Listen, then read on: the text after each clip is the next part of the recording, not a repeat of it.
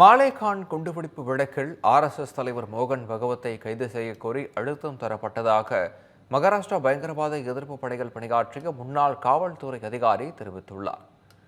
மாலேகான் குண்டுவெடிப்பு வழக்கின் தீர்ப்புக்கு மகாராஷ்டிரா பயங்கரவாத எதிர்ப்பு படையின் முன்னாள் காவல்துறை அதிகாரி மெஹபூப் முஜாபர் வரவேற்பு தெரிவித்துள்ளார். அதில் ஒரு போலி அதிகாரி செய்த போலி விசாரணையை தீர்ப்பு அம்பலப்படுத்தியுள்ளதாக கூறினார். ராம் கல்சங்கரா, சந்தீப் டாங்கே, திலீப் படிதர் மற்றும் ஆர்எஸ்எஸ் தலைவர் மோகன் பாகவத் ஆகியோரை மாலேகான் வழக்கில் இணைக்க ரகசிய உத்தரவு பிறப்பிக்கப்பட்டதாக தெரிவித்துள்ளார். மோகன் பாகவத்தை கைது செய்வது தனது திறனுக்கு அப்பாற்பட்டது என கூறியதால் தன் மீது பொய் வழக்கு பதியப்பட்டதாகவும் தெரிவித்துள்ளார். மாலேகான் வழக்கில் நடவடிக்கை எடுக்காததால் தனது 40 ஆண்டுகால வாழ்க்கையை அழித்துவிட்டது எனவும் கூறியுள்ளார். மேலும் காவி பயங்கரவாதம் இல்லை எனவும் முன்னாள் காவல்துறை அதிகாரி தெரிவித்துள்ளார்.